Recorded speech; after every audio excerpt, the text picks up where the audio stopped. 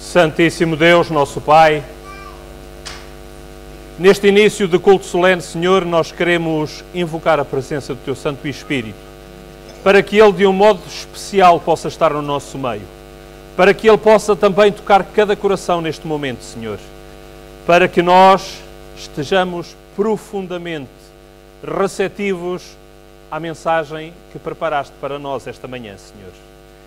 Que ela possa servir de mote à ação de cada um, para que ela possa colocar cada um de nós numa posição de utilidade para com aqueles que nos rodeiam e que mais precisam de nós, Senhor.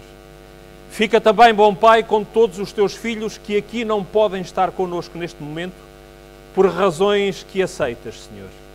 Que o Teu Espírito os possa alcançar também e que nos seus corações eles possam ser reconfortados na fé. Te pedimos e agradecemos em nome de Jesus. Amém.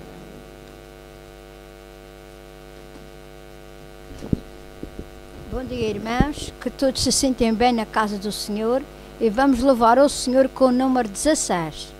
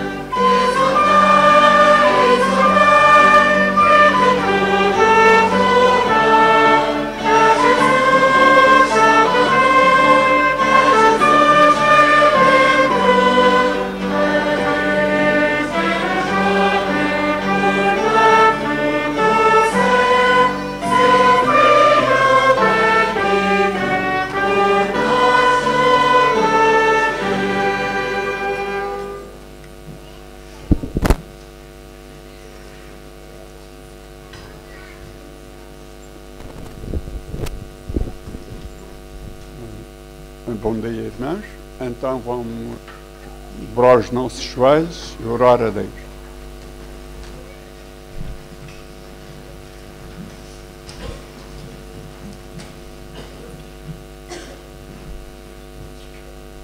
Pai do céu, muito obrigado por este título que nos dás de sermos teus filhos e que realmente saibamos dar glória e louvor no nosso viver, em toda a nossa maneira de ser, que as pessoas possam ver em nós.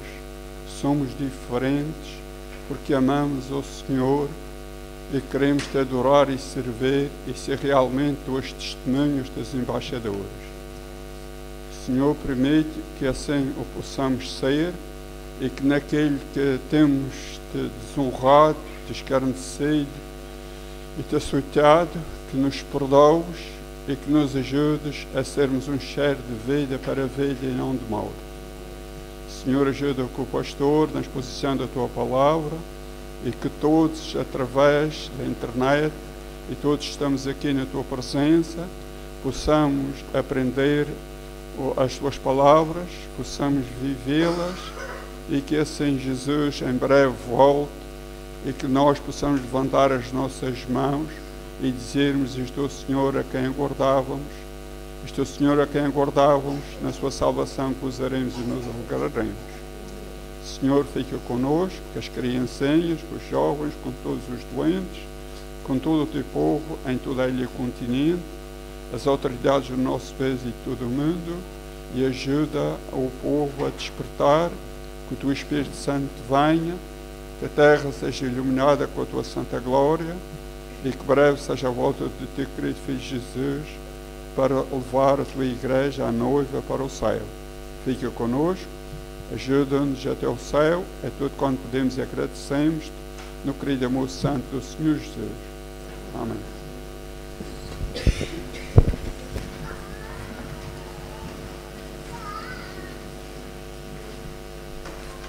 Para dar continuidade aos serviços religiosos em honra do Senhor, nesta manhã de sábado, vamos pedir aos nossos irmãos diáconos que façam o levantamento dos dízimos e das ofertas que trouxemos para a casa do Senhor, para que haja maior abastança na sua casa e para que assim o Senhor possa cumprir a sua promessa, que abrirá as janelas do céu para que venha a maior abastança sobre nós.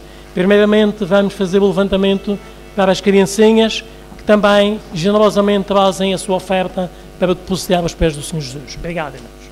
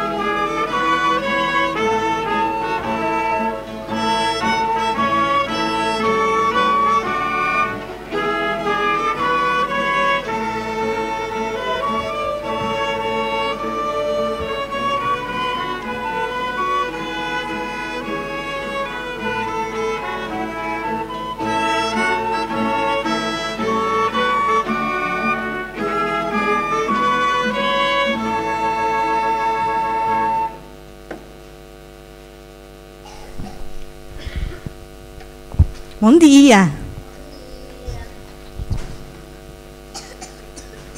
Semana correu bem? Sim, ainda bem. A história que eu vou contar hoje é de um menino chamado Gabriel. O Gabriel tinha tudo, mas mesmo tudo aquilo que ele queria. Ele sonhava com um brinquedo novo e ele tinha o brinquedo novo. Ele queria ir a um parque de diversões e os pais levavam-no a um parque de diversões. Ele queria um filme, uma roupa, tudo aquilo que ele pedia, ele tinha. Mas houve um certo dia em que ele chegou ao pé dos pais e queria uma consola nova. Uma consola de jogos nova. Quem é que já pediu uma consola de jogos nova aos pais? Pois, todos querem ter uma consola de jogos nova. E o Gabriel também queria. E os pais disseram-lhe: olha, filho, desta vez nós não te podemos dar aquilo que tu estás a pedir. Existem contas para pagar e nós não temos muito dinheiro.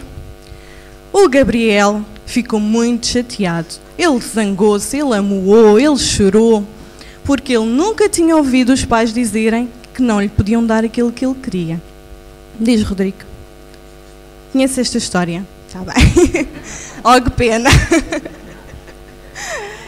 E então, o Gabriel continuou a conversar com os pais. E os pais estavam a tentar explicar-lhe porque é que não podiam dar a consola nova. Mas o Gabriel não queria entender.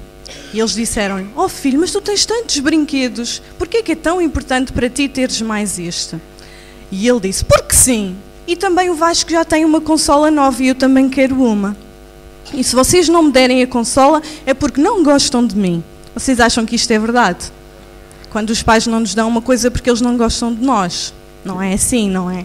Então os pais resolveram conversar um com o outro e traçar um plano para que o Gabriel aprendesse a dar mais valor às coisas que tinha e a não ser tão exigente. Então o que é que eles decidiram fazer? Tirar todos os brinquedos e jogos do quarto do Gabriel. Ele ficou sem nada dentro do quarto, o quarto todo vazio. Imagina o vosso quarto sem nada para brincar. É uma chatice, não é? Mas foi isso que aconteceu, porque o Gabriel tinha que aprender uma lição. O Gabriel fez-se de forte e disse assim: também não me importo. Se eu não posso ter uma consola nova, também não quero ter mais nada. Nunca mais vou brincar na minha vida. Os dias foram passando, ele chegava a casa da escola, fazia os trabalhos e depois ficava assim a olhar, não tinha nada para fazer. Mas ele não queria dar a parte fraca. E os dias foram passando e ele começou a ficar com saudades de brincar. Então, ele depois de muito pensar, foi ter com os pais e disse: ó pais, eu já percebi que é importante dar valor às coisas que eu tenho. Por favor, podem devolver-me os meus brinquedos? Os pais viram que o Gabriel tinha mudado de atitude, só que decidiram que iam dar um brinquedo de cada vez. E então, a cada semana que passava, eles davam-lhe um brinquedo só. O Gabriel começou a brincar com aqueles brinquedos que ele tinha e a cada semana ele foi recuperando os seus brinquedos. E os pais viram que o Gabriel agora dava mais valor àqueles brinquedos que ele tinha. Sempre que os pais lhe davam um brinquedo novo, parecia que ele estava a receber aquele brinquedo pela primeira vez. E ele pensava assim: mas por que será que eu antes não dava tanto valor a estes brinquedos? Agora parece que é muito mais divertido brincar. Então o Gabriel aprendeu uma lição muito importante. Que lição é que ele aprendeu? Quem me sabe dizer? Qual foi a lição que o Gabriel aprendeu? Diz, Rodrigo. A não ser egoísta. E mais? Ele aprendeu que devia dar valor às coisas que ele tinha e a não ser tão exigente com os pais. Vocês todos têm muitos brinquedos, não têm? Têm. Mas vocês com certeza já fizeram uma lista de prendas de Natal que querem receber, não fizeram? Ainda não. Mas deve estar quase a ser feita essa lista. E esta história serve para vocês aprenderem que há muitos meninos que não têm quase nada para brincar e que nós devemos dar valor àqueles brinquedos todos que nós temos no nosso quarto. Está bem? Que Deus vos abençoe e um bom sábado para vocês.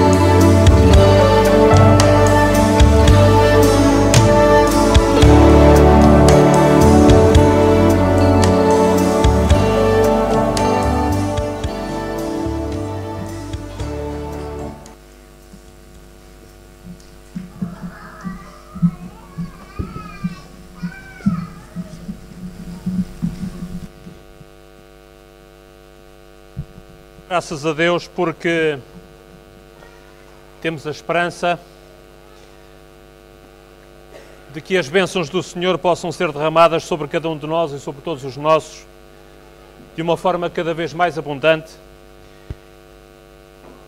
E também já a semana passada e esta semana continuaremos na mesma linha. Também devemos compreender que somos portadores de esperança para aqueles que partilham a existência neste mundo ao mesmo tempo que nós e que infelizmente não podem ter as bênçãos que nós temos recebido da parte do Deus Altíssimo. Mas antes de passarmos propriamente à mensagem que foi preparada para esta manhã, eu gostaria, em nome de todos nós, saudar a todos aqueles que em Portugal e pelo mundo nos acompanham neste momento e dar-lhes um grande abraço fraterno em nome de Cristo. A mensagem que foi preparada esta manhã para nós chega-nos através do Presidente Mundial da ADRA. E, portanto, eu vou passar a lê-la para não desvirtuar nem retirar nada que seja ao seu conteúdo. Peço a vossa atenção, portanto, para a mensagem que vou passar a referir. Jesus enviou os seus discípulos para o mundo da mesma maneira que o Pai o enviou a ele. Ao longo dos séculos, a sua Igreja tem respondido a esse mandato de diferentes formas e em graus variados. Recentemente, alguns crentes têm tentado reorientar a compreensão cristã sobre a responsabilidade da Igreja para com o mundo, tentando responder como Cristo responderia, e isto não é fácil. Moldes antigos têm de ser quebrados e odres novos têm de ser preparados. Cristãos comprometidos não podem ignorar o paralelismo marcante entre os países mais pobres do mundo e aqueles que são menos evangelizados. A maioria dos povos não alcançados encontra-se geograficamente naquilo que os missiologistas designam da janela 1040. Para quem não está muito familiarizado com as coordenadas geográficas, 1040 tem a ver com uma porção do mundo que se situa na zona, portanto, de paralelos e meridianos 1040. Portanto, norte e sul e este a oeste. 1040. Paralelos, as coordenadas 1040. Perto de 4,2 mil milhões de pessoas vivem nessa área. Cerca de metade da população mundial. Portanto, cerca de metade da população mundial está concentrada na chamada janela 1040. Os 55 países menos evangelizados do mundo estão aí localizados. Apenas 8% de todos os missionários cristãos trabalham entre eles. 82% dos mais pobres entre os pobres vivem nesse espaço, onde um indivíduo ganha, em média, repare, irmãos, cada indivíduo, em média, menos de 350 euros por ano.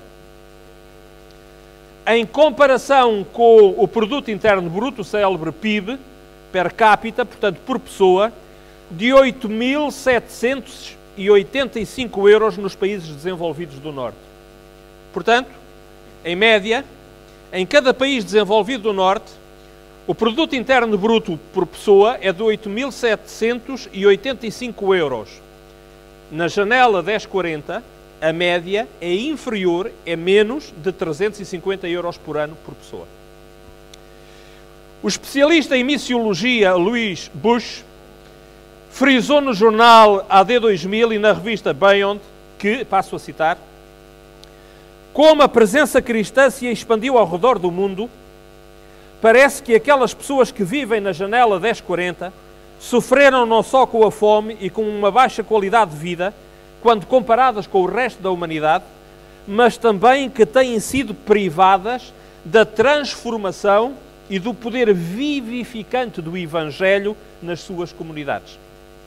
Brian Myers, no seu livro Novo Contexto das Missões Mundiais, chegou à conclusão, e passo a citar, que uma proporção muito grande daqueles que ainda não ouviram o Evangelho também são pobres.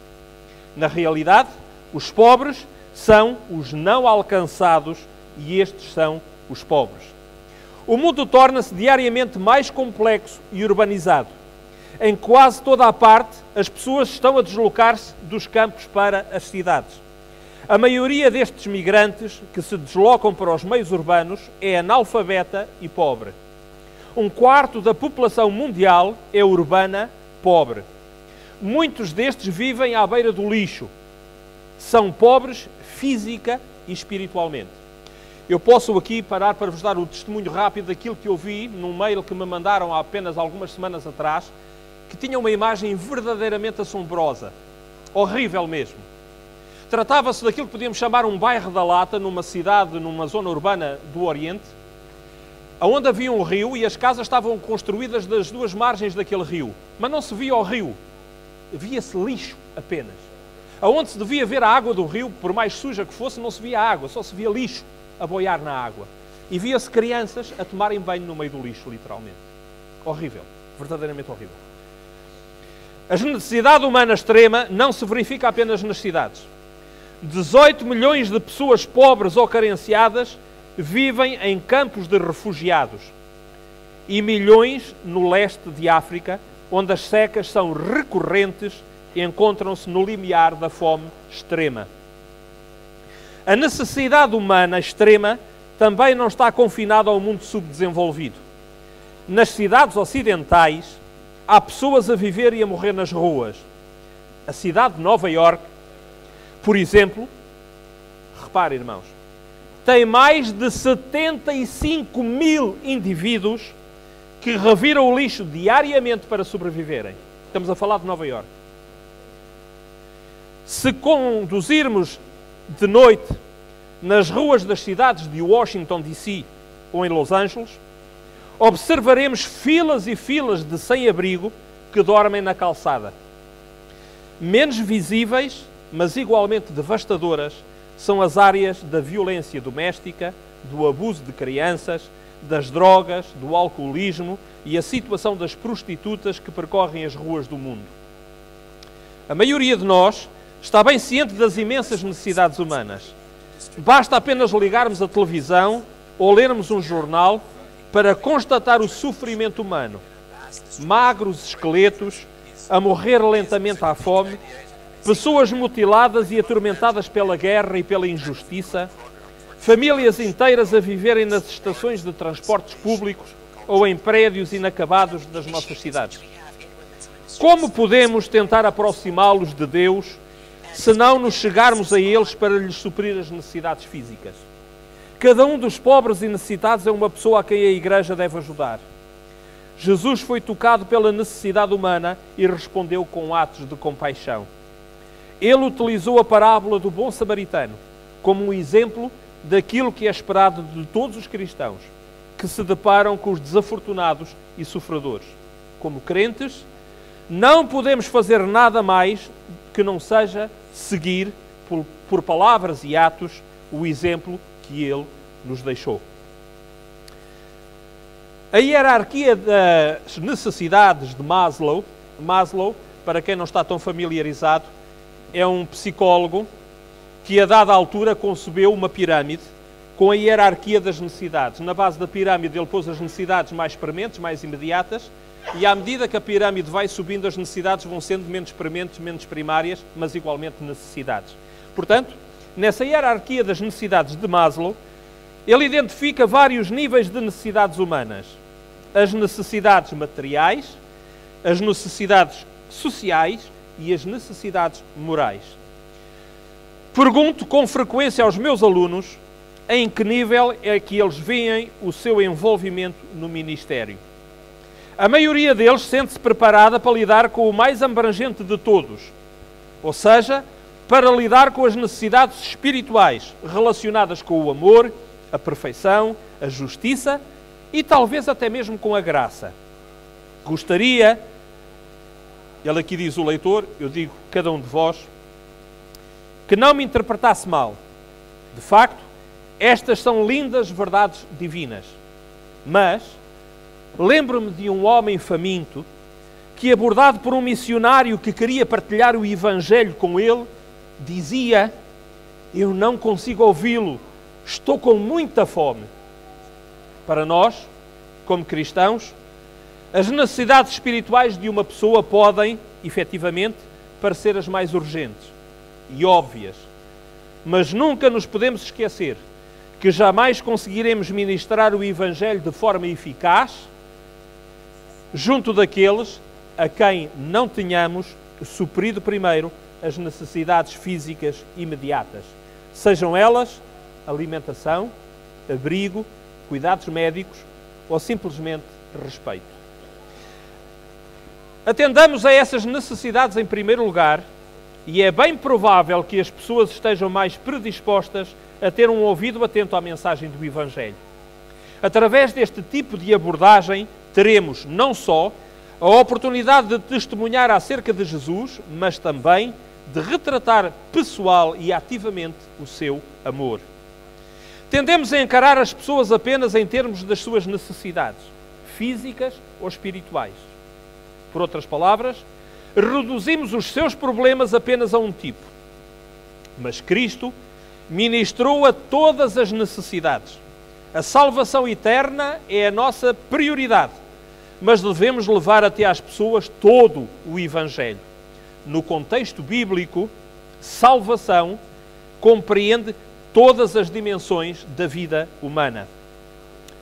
Ao separarmos as necessidades espirituais das necessidades fisiológicas, estamos igualmente a estabelecer uma nítida distinção entre evangelismo e preocupações sociais.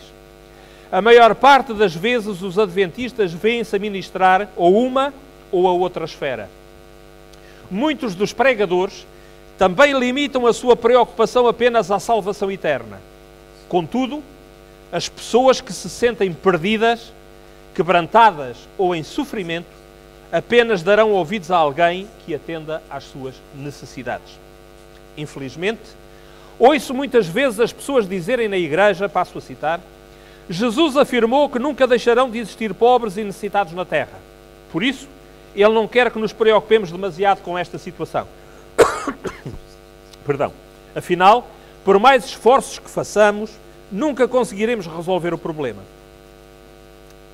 Diz-nos o diretor mundial da ADRA: as pessoas que fazem afirmações destas ainda não conseguiram compreender o exemplo e os ensinos de Jesus. Não.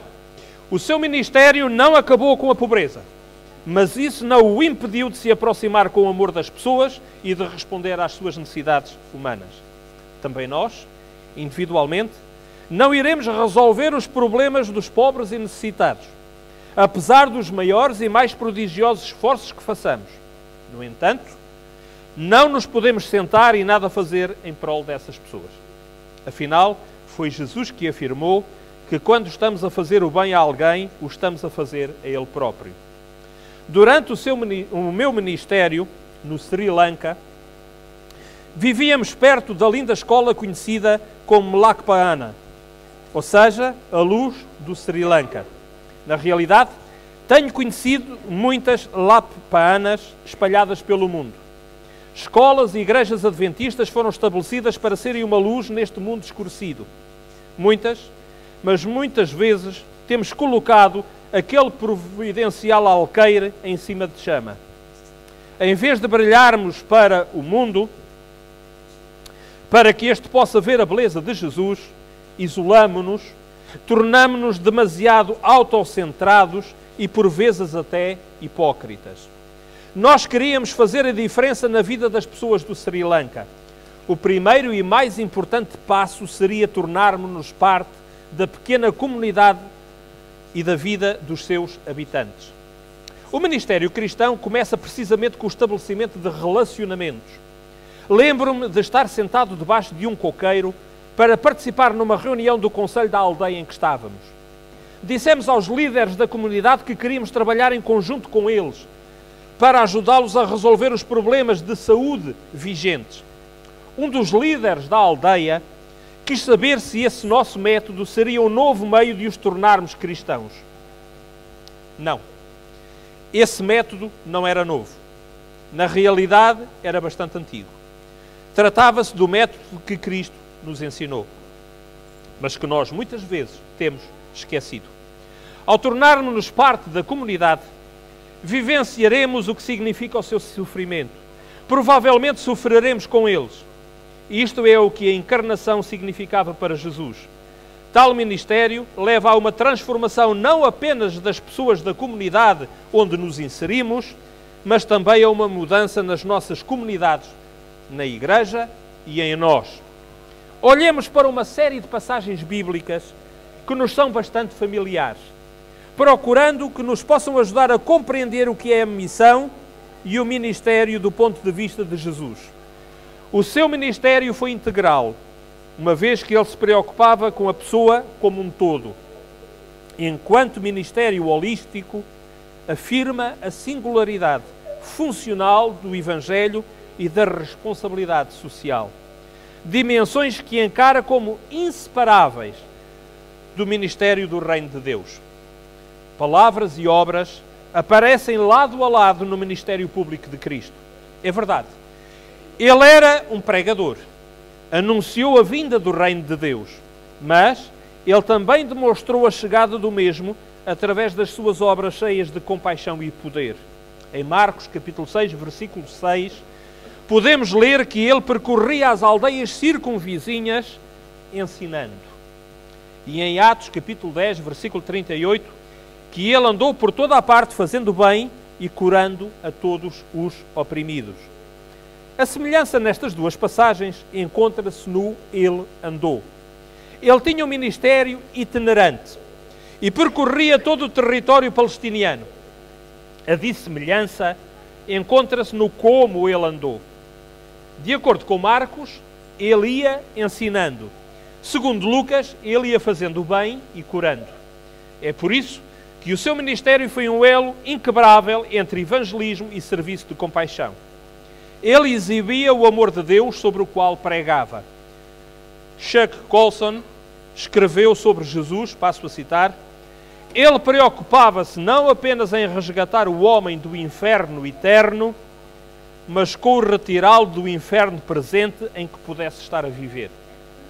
Assim, as suas palavras explicam as suas obras, e as suas obras retratam as suas palavras. As palavras permanecem abstratas até que se concretizem em atos de amor, enquanto as obras permanecem ambíguas até que sejam interpretadas através da proclamação do Evangelho. Palavras sem atos perdem a credibilidade e obras sem palavras carecem de clareza. O que Jesus revelou através da sua vida e do seu ministério incluiu também os seus ensinos. Isto pode ser explicado através de duas parábolas. Perdão. A do filho pródigo, em Lucas 15, 11 a 32, que enfatiza a conversão, e a do bom samaritano em Lucas capítulo 10, versículos 30 a 37, que destaca a ação social. Podemos encontrar semelhanças óbvias entre as duas. Ambas são registadas apenas pelo Dr. Lucas. Como sabem, relembro, Lucas era grego e era médico, que se preocupou em retratar Jesus e, consequentemente, Deus, como alguém que ama o intruso e o oprimido. Num caso, o menino obstinado e no outro, o que foi vítima de bandidos. Os dois episódios retratam situações trágicas que desagradam a Deus. De certo que Ele não deseja que ninguém se desmoralize e se perca num país distante, nem tampouco que alguém seja agredido e abandonado meio morto na vala. O seu desejo é que ambos tenham tanto o perdido como o espancado sejam trazidos de volta à casa.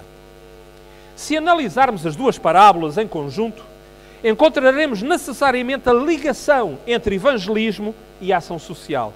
No entanto, mais importante que as semelhanças são as diferenças entre os dois episódios. Em primeiro lugar, em ambos os casos, as vítimas deparam-se com situações desesperantes. Mas, na parábola do filho pródigo, ele é vítima do seu próprio pecado. Enquanto na parábola do bom samaritano, o sofredor é vítima do pecado de outras pessoas. Além disso, a primeira parábola descreve um pecado pessoal, enquanto a segunda expõe um pecado coletivo.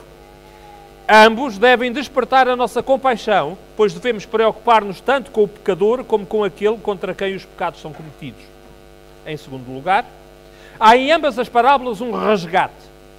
Num caso, da alienação numa terra distante e no outro, da violenta agressão à beira da estrada. Na primeira parábola, o pecador arrepende-se, volta e é perdoado. Salvação pela fé. Na segunda, a vítima deve o seu resgate à caridade do samaritano, redenção através das boas obras. Em terceiro, ocorre nas duas situações uma demonstração de amor. Na parábola do filho pródigo, constatamos o amor de Deus através do pai, que recebe amorosamente o seu descendente no lar. Na parábola do bom samaritano, verificamos o amor de um homem pelo seu próximo, quando este cuida dos ferimentos da vítima. Em ambos os casos, o amor triunfa sobre o preconceito. O filho pródigo é perdoado apesar de não merecer tal tratamento. O samaritano compadece-se da vítima, apesar de se tratar de um judeu desconhecido. Em quarto, as duas parábolas apresentam subtilmente uma alternativa ao que está a ser recomendado. Na parábola do filho pródigo, o irmão mais velho recusa-se a alegrar-se com o regresso e o arrependimento do seu irmão. Na parábola do bom samaritano, tanto o sacerdote como o levita se recusam a cuidar do homem agredido. Poderíamos estabelecer um paralelo entre aqueles que resistem ao apelo do evangelismo e abandonam as pessoas à mercê dos seus próprios pecados, com o irmão mais velho, assim como aqueles que, resistindo ao apelo para a ação social, deixam as pessoas que sofrem entregues à sua própria sorte e podem ser comparadas com o sacerdote e com o levita que passaram ao lado. Assim, cada parábola enfatiza um aspecto vital do discipulado cristão. Primeiro, enfrentamos os nossos próprios pecados e depois enfrentamos os sofrimentos do mundo. Primeiro, recebemos a misericórdia e depois sairemos e revelaremos misericórdia. Jamais poderemos demonstrar misericórdia a menos que a tenhamos recebido primeiro. Mas, uma vez que a tenhamos recebido, devemos partilhá-la com os outros. Todos nós já fomos filhos pródigos, mas Deus deseja que todos sejamos também samaritanos. Há um outro episódio no ministério de Jesus, lembrado no Evangelho de Marcos, capítulo 6, versículos 32 a 44, que nos ajuda de forma especial a compreender o modelo de missão que Jesus nos deixou. O relato da multiplicação dos pães no lago da Galileia completa o relato de encontro entre Jesus e a mulher no deserto de Samaria. Se a história da mulher samaritana enfatiza a sua missão evangelizadora como algo que se baseia no contacto pessoal e na conversa singular, a história da multiplicação dos pães e dos peixes enfatiza o outro lado da mesma missão, a dimensão coletiva e a esfera social. Versículo 34, nesta parábola de Marcos capítulo 6, diz, passo a citar, e Jesus saindo, viu uma grande multidão e teve compaixão deles, porque eram como ovelhas que não têm pastor, e começou a ensinar-lhes muitas coisas. A história mostra-nos a atitude de Jesus para com o povo, a misericórdia. Cheio dela, Jesus tanto separa um tempo para ensiná-los, como providencia alimentos, para que sejam fisicamente satisfeitos. O seu trabalho em prol da salvação é um trabalho de misericórdia, e o reino que nos promete é, efetivamente, o fruto dessa compaixão. Pelo que, aquilo que Ele pede de cada um de nós, é cada um que deseja ter parte nesse mesmo reino, seja igualmente misericordioso. Mateus capítulo 5, versículo 7. A misericórdia de Deus, tal como demonstrada nas Escrituras, pretende libertar a todos de toda a miséria, da miséria espiritual que brota do pecado e nos desumaniza, e das misérias materiais que nos escravizam e fazem despolutar a pobreza e a opressão humana. Voltemos ao Evangelho de Marcos, capítulo 6. Jesus é movido por íntima piedade, porque eles eram como ovelhas que não têm pastor. Versículo 34.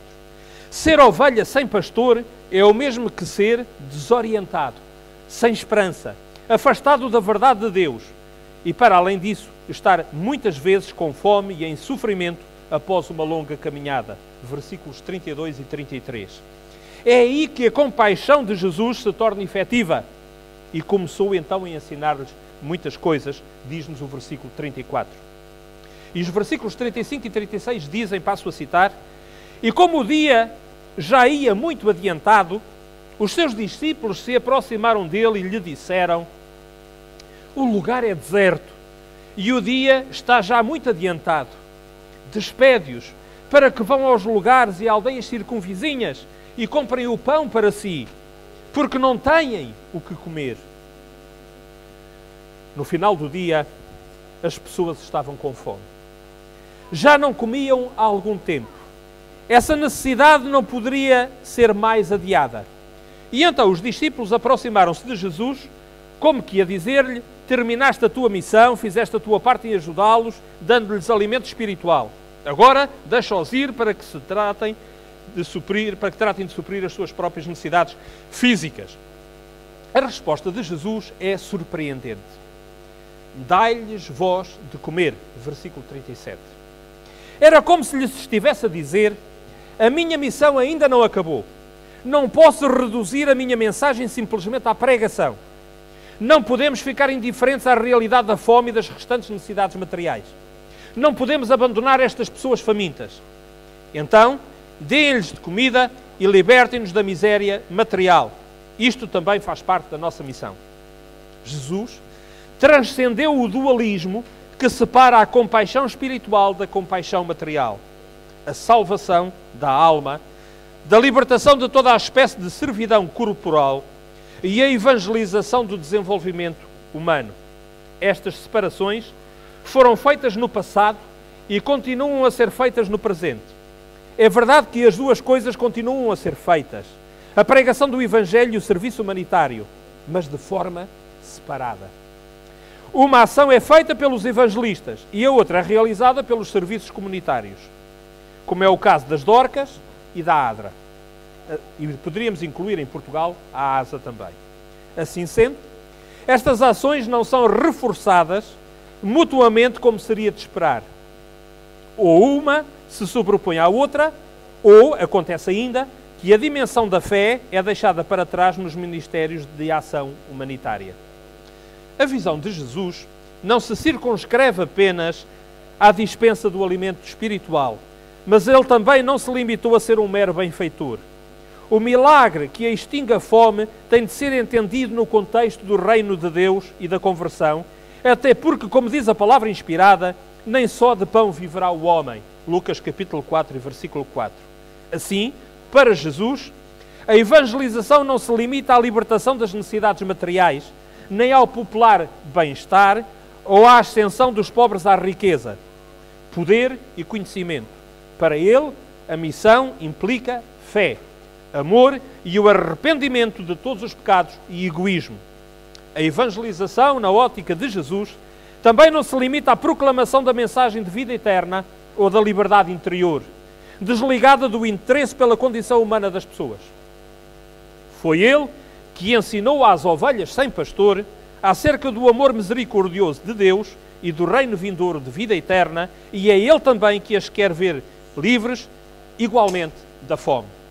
A questão que muitas vezes se coloca em relação ao desempenho da nossa missão é: o desenvolvimento humano e o trabalho social são ou não evangelização?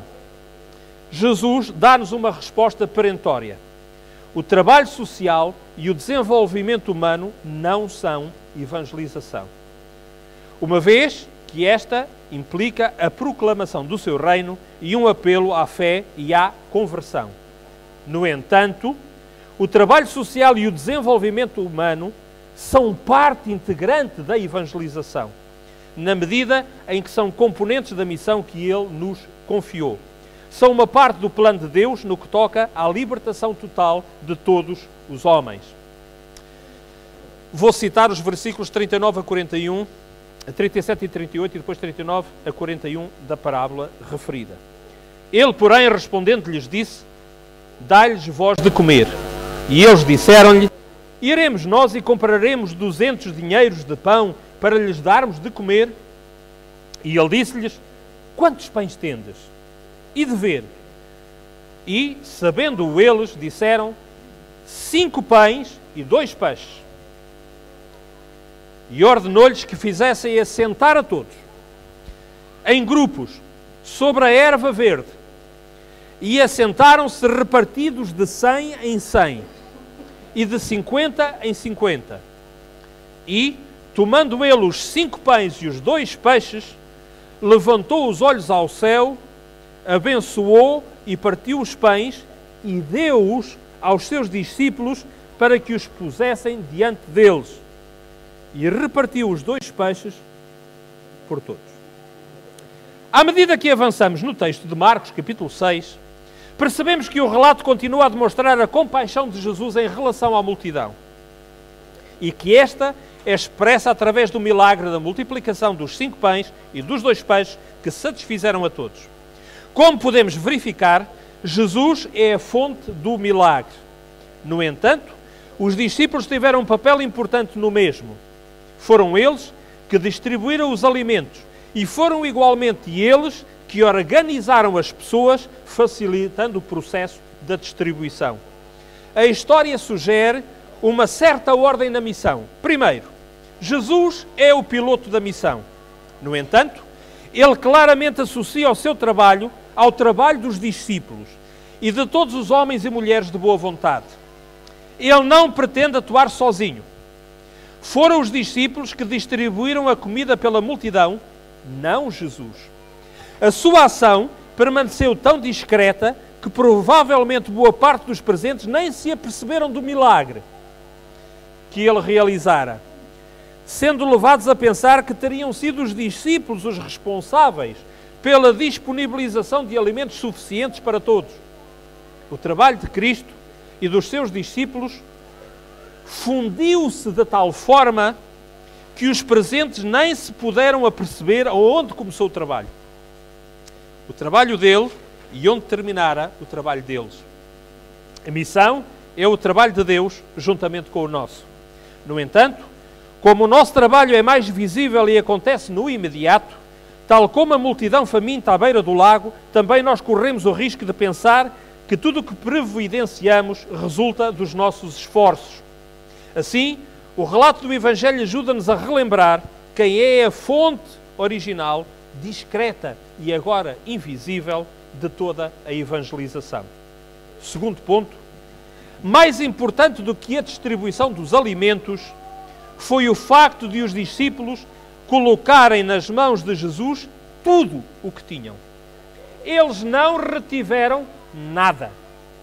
Tudo o que tinham era pouco. 5 pães, 2 peixes, era totalmente insuficiente para uma multidão de mais de 5.000 pessoas que estavam necessitadas de se alimentar. No entanto, sem esta pequena oferta, nada teria sido possível de realizar. A missão passa por colocarmos à disposição de Cristo o pouco que temos, sejam em termos de talento, generosidade ou tempo. Pode ser, e é certamente, desproporcional face às reais necessidades. No entanto, Jesus multiplica tudo o que lhe entregamos em algo que nunca podemos prever ou imaginar. Por outro lado, se optarmos por egoisticamente reservar para nós algo que poderia ser multiplicado de forma altruísta, estamos a impedir a ação de Cristo, cujo objetivo é chegar a todos aqueles que estão em necessidade. A missão é muito superior a nós próprios, mas é também um compromisso. Jesus preencherá todas as brechas que nós não somos capazes de preencher, se tão somente colocarmos ao seu dispor as nossas humildes capacidades de comprometimento, o pão e o peixe que possuímos.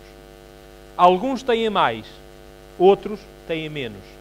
No entanto, haverá sempre alguém que tem um pão para oferecer E será esse mesmo pão que Jesus multiplicará em benefício da vida de outros. Terceiro, o serviço da distribuição de pães e dos peixes não foi anárquico ou caótico. Os discípulos organizaram a multidão em grupos de 50 e de 100 pessoas. Esta tarefa da organização também faz parte da missão de alimentá-las. Era extremamente importante que houvesse alguém que pusesse ordem para que a distribuição se processasse da forma equilibrada, de modo a prevenir que uns ficassem com fome enquanto outros comiam em demasia. Assim, um mínimo de organização e de ordem são necessárias. A distribuição acabou por se tornar num processo pessoal, humanizado, e as pessoas envolvidas viram-se unidas. A compaixão de Jesus e dos seus discípulos não foi, no entanto, uma mera tarefa administrativa. Criou, acima de tudo, sentimentos de fraternidade e de comunidade entre a multidão. Encontramos neste episódio o sentido último dos aspectos organizacionais e administrativos da missão. Estes são necessários, não apenas porque geram eficiência, mas também porque proporcionam a cooperação e o desenvolvimento numa mesma tarefa. Alimentando milhares de pessoas desta forma, Jesus ensinou-nos que para evangelizar é necessário criar fraternidade e a participação de todos os envolvidos. Quarto ponto e último, os milagres de Jesus são para benefício dos outros e nunca para sua satisfação própria. Não há um único relato de um milagre operado por ele que tenha acontecido para autobenefício. Aliás, fazendo um parênteses rápido, refiro que essa foi uma proposta de Satanás a Jesus. Transforma as pedras em pães e come, alimenta-te, sacia a tua fome. E Jesus recusou-se a fazê-lo. O seu poder é sempre colocado ao serviço de salvar os outros. Quando esteve no deserto, vou referir outra vez, o diabo sugeriu-lhe que se satisfizesse a sua própria fome, transformando pedras em pão. E Jesus rejeitou operar tal milagre, não cedendo à tentação. No entanto, no lago da Galileia, ele não hesitou em operar um grandioso milagre para satisfazer a fome dos outros. Na missão, Jesus associa-nos a ele e dá-nos o privilégio de partilhar um pouco do seu poder e prestígio. Não tanto na realização de milagres em si, mas através de uma influência religiosa e sociocultural a que a própria missão nos impele. Esse poder é-nos disponibilizado a fim de servirmos os outros e não para alimentarmos o nosso ego missionário ou sobrevalorizarmos-nos com o nosso prestígio. Conclusão, lembro-me que no final da nossa estada no Sri Lanka, eu estava andando com um chefe da aldeia e juntos fomos revendo o trabalho realizado em conjunto. Tínhamos construído casas de banho, sistemas de água juntos, tínhamos alimentado os famintos, tínhamos partilhado as alegrias e as tristezas. Então ele virou-se para mim e, com a dignidade e distinção que só um chefe pode ter, disse-me que ao longo dos últimos 32 anos, o tempo de existência da nossa escola naquele local, ele sempre havia receado os adventistas do sétimo dia por achar que queríamos que ele e as suas crianças se tornassem cristãs. Mas agora, dizia ele, o chefe, observamos o que é o cristianismo e gostamos. Temos de dissipar a ideia construída em torno dos cristãos que leva as pessoas a pensarem que estamos apenas interessados em salvar almas e em construir igrejas grandiosas. É chegada a hora de nos levantarmos e de levarmos o amor e a compaixão de Jesus aos pobres e necessitados. O mundo não precisa de mais evangelistas fantasiosos, espalhando as suas mensagens do Evangelho misturadas com o consumismo falacioso.